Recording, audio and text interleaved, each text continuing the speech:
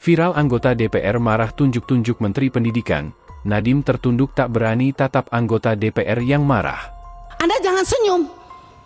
Anda membuat persekjen, tidak berpikir, masa kita diverifikasi oleh dinas? Mending kalau kepala dinasnya bersih. Kalau kepala dinasnya justru yang mencuri uang PIP, bagaimana Ibu?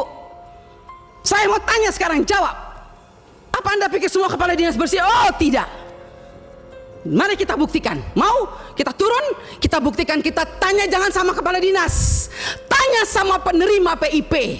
Itu baru bisa jawab jawabannya. Kalau Anda hanya turun hanya di dinas, semua jawabannya bagus. Tapi coba turun ke rakyat, turun ke penerima orang tua. Kalau nggak lihat itu orang tua punya air mata, omong kosong, nama ada, SK ada, uang nol sampai hari ini. Baik. Anggota Komisi 10 DPR RI Anita Jachobagah marah-marah dalam rapat kerja Komisi 10 bersama Menteri Nadiem Makarim pada Rabu, 5 Juni 2024. Anita meminta Kemendikbudristek agar melakukan introspeksi. Dalam rapat tersebut, Anita marah soal permintaan penambahan anggaran, pengelolaan dana program Indonesia Pintar, PIP, dan mengecam peraturan Sekjen Kemendikbudristek.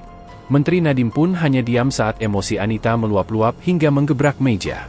Anita menyebut, jangan sampai ketika anggaran Kemendikbud ditambah tetapi tidak digunakan dengan baik. Hal tersebut bukan tanpa sebab. Anita membeberkan temuannya mengenai permasalahan sektor pendidikan di lapangan. Nada bicara Anita mulai meninggi saat membahas permasalahan lainnya. Dia menyinggung soal dana program Indonesia Pintar, PIP, yang menurutnya juga bermasalah, hingga KPK harus turun tangan.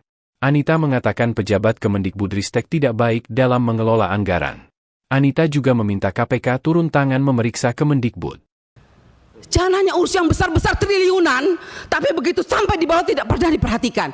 Omong kosong semua ini. Saya setuju KPK memberikan rekomendasi. Bila perlu kita berikan rekomendasi kepada KPK, periksa Kemendikbud.